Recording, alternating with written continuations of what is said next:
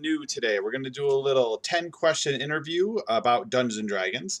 And of course, I'm going to start with one of my players from my River Break game. And this is my friend and very good player, Breanna Flaim. Breanna, introduce Aw, yourself. thanks, Art. Hi, I'm Breanna Flaim.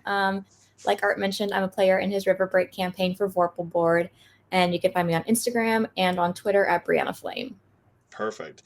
So, everybody, this is a new segment that I'm doing here. It's just going to be a quick little 10-question interview about Dungeons and Dragons. I'm going to ask Brianna 10 different questions, and she's going to give me some answers about them, and we'll see how things go here. So, Brianna, first question. What is this seems to be one that most people have the most problem with, and I have a lot of problem with this too, so I want to hear how you have an answer for this. Oh, no pressure. Yeah, no pressure at all. What is your process when naming a character? Do you do Ooh, research? Is it like an epiphany? How do you go through the process? it has depended on the character, actually. Some characters have been an epiphany, like I knew right away, or maybe I knew during the creation process. A name just kept coming back for me. Some of them took a bit more time, and I did have to do research. So I have a tiefling, for instance, and I wanted to give her a name, like a lot of tieflings when I did research about it, pretty much give themselves a name and want to, something that they want to embody. So she was a College of Whispers bard, and it took me a while, but I came up with Rumor just because I felt that that was appropriate for her behavior Yep, as a yep. whole, and also kind of played into the class a little bit. The others came back like to me naturally, like Luca. For the River Break campaign, just at one point, I know I pulled it from a television show I was watching, but it just like that name fit for me. Yeah. So Nice, very good. Okay, because that's one of the things I hear a lot from people is they're all like, "What do I name my character? Like, how do I come up with a name?" And I know for me personally, I'm terrible with names. I like trying to come up with names for things.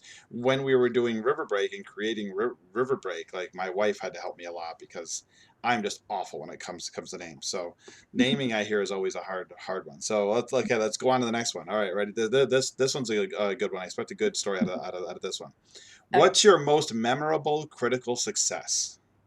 Oh, so I think that would have had to be, and this may not count as a critical success technically, but in my book it is.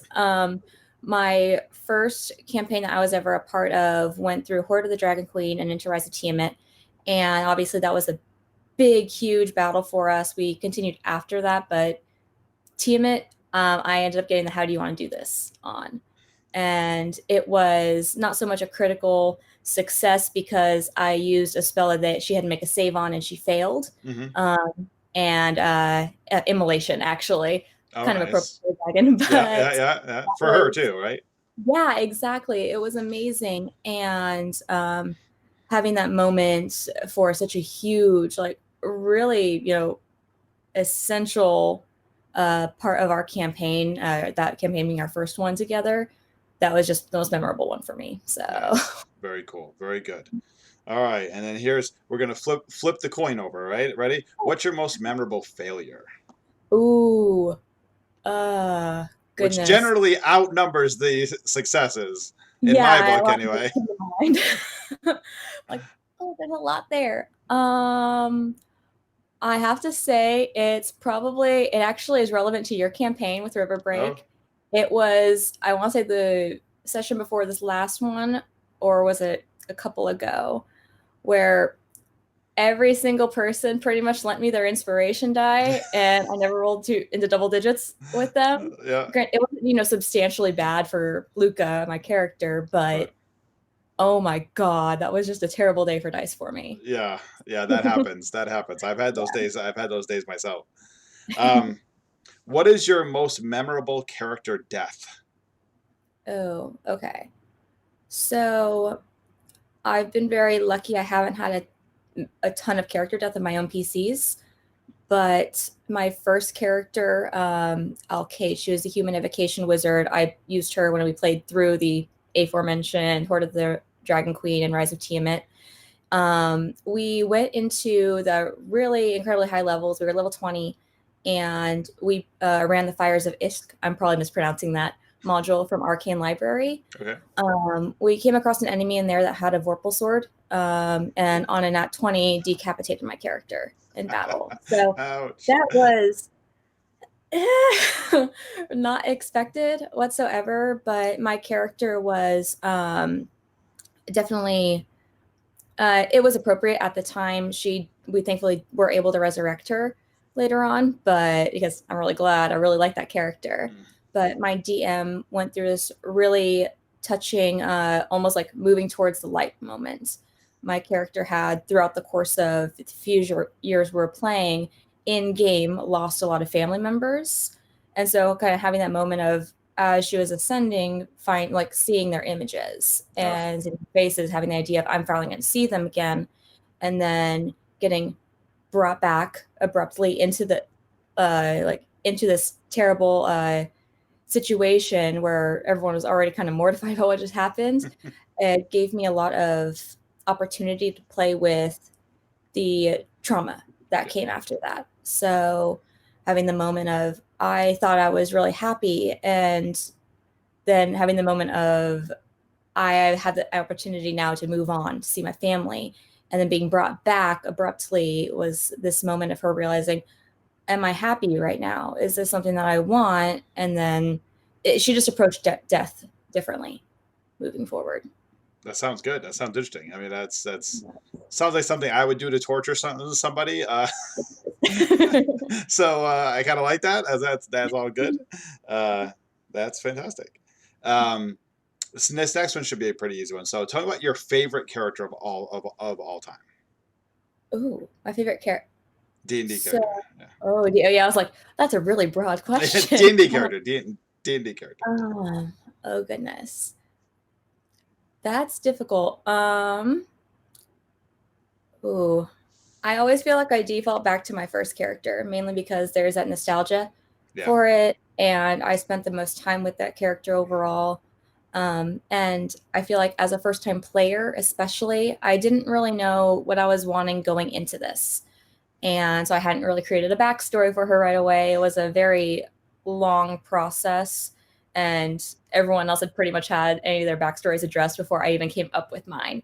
So there was a lot of myself in that character, and I used some of her story arcs in many ways mirrored unintentionally some of the things that I was dealing with in my own life. So there was the ability to process things at the table in a way that I wasn't able to, in my personal life at the time. So I think Alcade was probably my favorite character. And what class was she? Oh, she was an evocation wizard. Okay, all right. And how high of a level did you end up getting her up to? So we ended up going into the epic levels option that we purchased through GM's Guild. So I think we ended on what was considered 24 technically. Nice. This was a 5-year campaign. Once we hit 20, and we were kind of like, okay, it was already super challenging, don't get me wrong, but we wanted a little bit extra. Right. Nice, very good. And what race was she? Oh, human. Human? Oh, nice. Okay. All right. Yeah, I'm also one of those people who I play humans a lot more than most other people do for some reason. So I assume you have a regular gaming group. Yes, I do. As most of us do. So what is your regular gaming group like? Like what is the makeup of like the people? I understand. They are all a bunch of nerdy friends who happen to want to try D&D together. My long-term group that introduced us, my partner Nathan and I, to D&D, consists of just another couple. Our DM, Jake, I used to work with at a previous job, and his wife, Steph, is another player in the group. Nice. So it's kind of nice having it's a fairly small party compared to other groups like our River Break group, some of the other streaming groups I'm a part of, or another home group I have. But there's like a really nice, for lack of a better term, intimacy at the table with a smaller group like that. Otherwise, the group I play with second to that in person is much larger. We have a party of 8 people. Ouch. So I compared us to a bunch of kindergartners that needed to get wrangled in. Nathan is the DM for that, and I don't know how he deals with us because we are chaotic as a whole. I feel for him. I feel for him. Oh yeah, you would know. Our River group's kind of chaotic. One episode without Chris, and we're off the rails.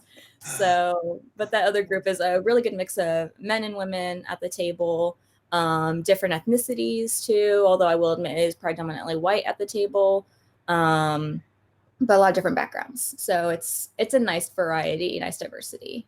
Yeah, and that's kind of where my next question was going to, was where, like, how diverse of a group have you had? Because we all know, I mean, Dungeons and Dragons has its roots back in the 70s and 80s when I played, when I was a kid, way before you were born, where it was a bunch of white dudes sitting around a table playing Dungeons and Dragons. So I mean, obviously, as the years have gone on and things, it's become more culturally appropriate. I don't know, maybe, I don't know what word you want to use, that you know, more people have been playing, women have been playing, couples have been playing, et cetera, et cetera. So of your big group there, of the 8 people plus your DM, like, just give me a quick, you know, like, how many men, how many women, how many, you know, different cultures do you have at the table? Okay, so well, again, predominantly white. I live in Southern Oregon, so there's not a lot of diversity here, unfortunately. But we do have someone of Hispanic descent in our group, and we also have a Jewish woman in our group, which is really cool. So now I'm counting the men versus women. Our Nathan is a male DM. Then we have, oh goodness, 3 male players, and I just realized that we have, let's see, 5 female players. It's a female heavy group, Nice. which is a really cool balance in my opinion. I'm not really used to that around the table. Right. I mean, obviously in the River Break group, it's really nice to have Ember there. Not that all the men aren't great, they definitely are. It's just a different perspective sometimes towards situations.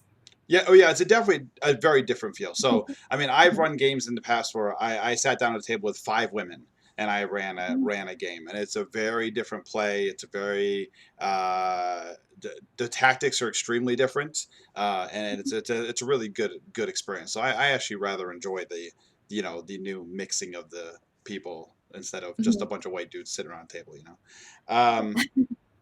So, what's the largest group of people that you've played with? Is this the home group or Yes, that would be the largest group I've played the with. largest group?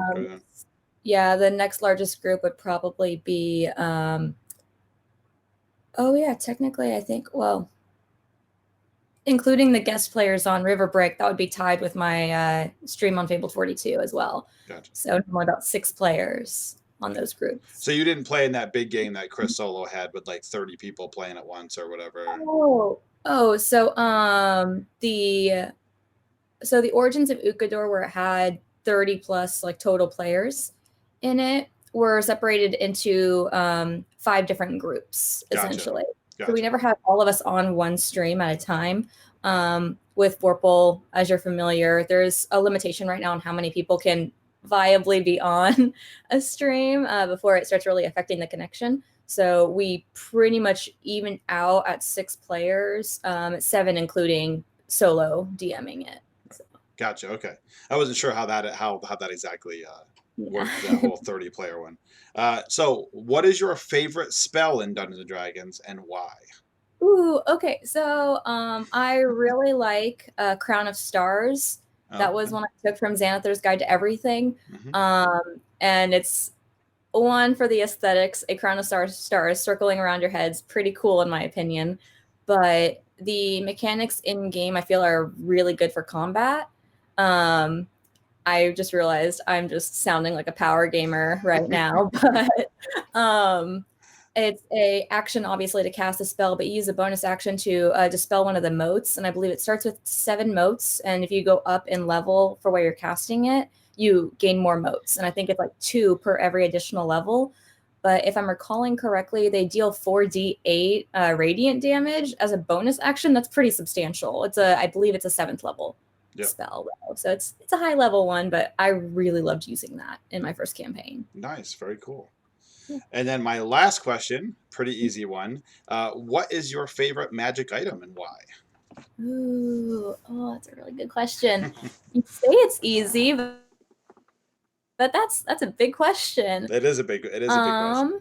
Hmm, it is, yeah. So, man, I have to think about that one. A magic item. Mm, dang.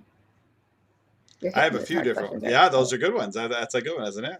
Okay, well, you say you have a few different ones, so I want to hear yours right I now. mean, I have some. Mine are kind of silly. I mean, like I love the decanter of endless water. Like Okay, for me, yeah. just the decanter and the endless water is so great. I mean, I remember many years ago, we played in a game where I had a character with the cube of force and the decanter of endless water, and I threw myself in with a person to get them to talk. Popped on the cube of force and popped open the decanter of endless water and watched the cube start filling up. Oh my And gosh. they were Okay. either going to give me the answers that I wanted, or they were going to drown because I had Mhm. water breathing on, so I was fine. Oh, okay. That makes sense. So Well, like those kind of things are things that mhm. made things fun for me, was the weird little items like those and the that kind of stuff. So That's fair. Oh man. You're just so creative. I have genuinely no idea what my favorite magic item is. It probably would be like something almost semi-classic, like an immovable rod. I love those Um, too. Those are good but just too. because there's a lot of options for it. Yep. In game, both, mechanically, but also just from a player messing around standpoint. So it'd probably go with something like that, to be honest. Movable rod is great. Great item. Yeah, it's good. So I'm probably gonna go with that actually. Okay, good. That's a good answer. All right, well, Breanna, thanks for being my first person. Everybody, just subscribe to the channel, to the video. Go check out Breanna on Instagram. Breanna Flaim. Her Instagram's a great follow. As always, thanks to Vorpal Board for letting us use their stuff to make this cool video. And be safe out there, people.